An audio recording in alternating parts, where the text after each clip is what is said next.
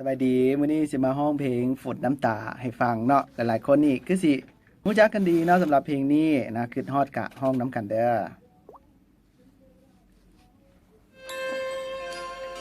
บ่ได้ร้องดนละเสียงแหบๆ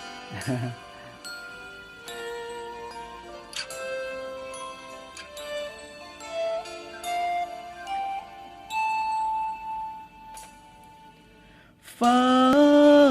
ฝนหลั่งลงมาเจ้าอย่างหนี้ไกลหัวใจเกือบแตกสลายเจ็บปวดใจคักอีหลีโอ้ยบ่เข้าใจเป็นอีหยังคือเป็นแนวนี้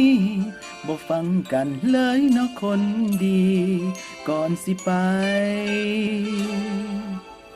ฝนเอ่ยหลั่งลงมาท่ามกลางน้ำตาสิตายหัวใจเมื่อยลาทั้งบ่มีภัยโอ้ยมันอุกอังสิเฮ็ดหยังก็เฮ็ดบ่ได้ลำบากแท้น้อหัวใจย้อนคิดน้ำเขาเงินคำขาดให้เฮ็ดตามนั้นคันอายเฮ็ดบ่ได้บอกให้เอาใจคืนไปเมื่อสิ้นซึ่งความสัมพันธ์ฝนน้ำตาฟ้าหลั่งลงลินคำเว้าของสายสาวดิน